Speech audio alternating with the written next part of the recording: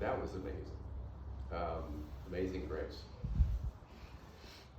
What we want to do is have anybody who wants to come up and share a story, anything funny, just a remembrance of Grammy, Rosie, Mimi, Mom, whatever you want to do. Yeah, this is your time. So if you feel like it, come up and share. And then again, I'll close at the end, and we'll then adjourn. So.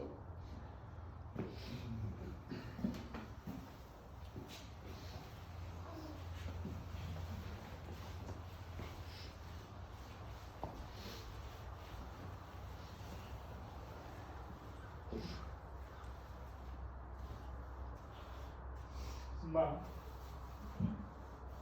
July 1975,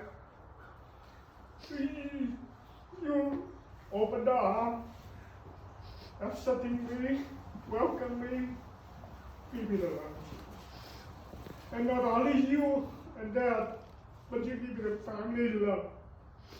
And after that, you accept my family and the whole family on the love of you and give us. Never forget, whenever you see me, how much is it you ask me, what do I need? Well, all the time I answer to you, Mom, you are my heart, and so with my family too. Now, to go back with God, please remember us. Whole family you give to me here, guiding us, protect us, and pray with God to help us fulfill to our life. And one day we will unite together.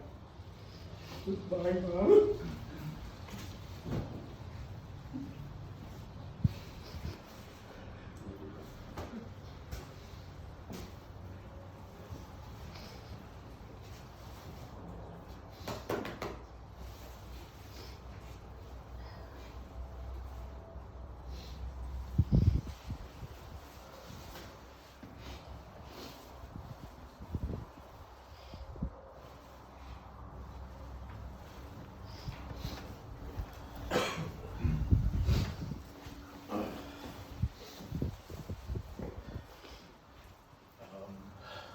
One thing I always loved about Mimi is that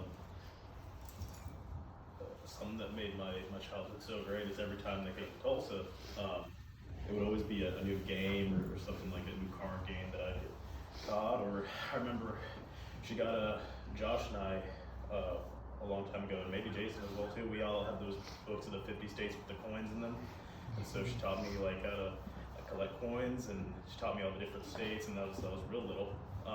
But there was one game in particular, and it was a version of Go Fish, but it was with fly fishing lures.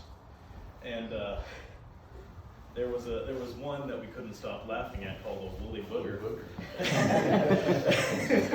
And so, in fact, I was going to ask you, I remember you got one at one point. You still have that fly fishing lure.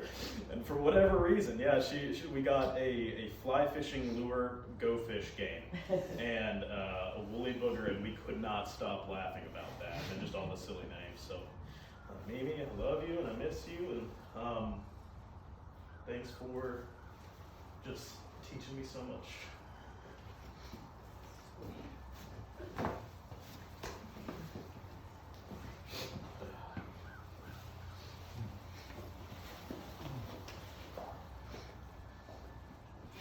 Trying to think about kind of what to say and what to share today, and the things I would think back on my life and times with Rosie, it's the big ones that always stood out to me. It was meeting her at the Kensington Galleria when we were meeting for the very first time and really getting a second grandma for the first time. It was whenever they took care of us while Mom and JP were on their honeymoon. There were so many stories there, and I don't know if Josh will share any, but there were some fun ones, some fun adventures in the RV. I'll let you share, Josh. It was more up to you what happened. No, not publicly, but just big time with them when they were out here taking care of us when Jordan was born, and we got to meet. Which golfer was it? I'm bad at this. Where was this? At the celebration station. You were preoccupied. Oh, Ben Crenshaw. Ed Crenshaw. Ben Crenshaw. But like, Yeah. she's always part of those stories. And another thing that's funny now, just growing up, yes, I was always overweight and chubby, but she'd always encourage me to get healthy and get active, and she would always make bets with me if I could do it or not. It finally happened. But I remember that even I was told you this Jay, a couple of days ago, we were having lunch at work, and she would always talk about making sure I had the right balance of my side dishes and not having. It's little stupid stuff like that always stands out in my head, but it's stuff that's lessons I'm that sorry. she taught. No, it's lessons that she taught. And every time I think about them, it brings joy to my heart because I know it's her and telling me those stories. And because she loves you. Exactly. Exactly. So it's not. It's little things like that that come up. But Yeah. I think the last thing that I remember, the biggest thing was I was on the way out to see you from Nashville, and I stopped to see them. And being one of three, I didn't get very much alone time with them.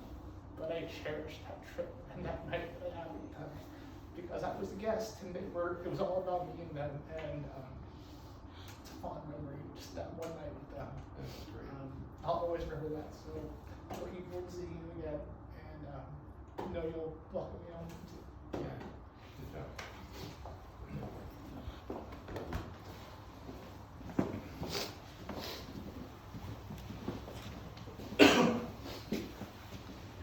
So I think one thing that we're very fortunate about, Jason talks about meeting them for the first time. I grew up and she was just always grandma. So that's all I ever knew. Very thankful for that and always being treated as just the grandson. 4.5, 5 years ago, we were here for Dan and talking about who he was and the spiritual leader he was to this family. And the thing that I'll always associate with her is what a great partner she was in him, and just the bringing, as I'll refer to it as that Phillips fire, that we can attribute so many qualities that come out with. If you want to talk about passion, just a vibrant life, stubbornness sometimes. Yeah. That word hasn't come up yet. We should at least put that word in. A characteristic of Rosalie. Yeah, I mean, but you look at who Dan was, and she was just such the great partner with him, and where she just brought out that life and that fire. And I was sharing with Brittany just kind of who she was because she didn't really didn't get to meet her, but over the last year, and I remember even 4 years ago at her birthday when we did get to be together before the COVID stuff. And just her personality, her saying, "This is it, I'm done, I don't want to do this anymore." And it was just so blunt and so honest, but that's just who she was throughout, her 93 and 94 years of life. Just so fortunate to have her as my grandma, be able to call her my grandma. So. Good. Thanks, Sweet, Sean. Josh.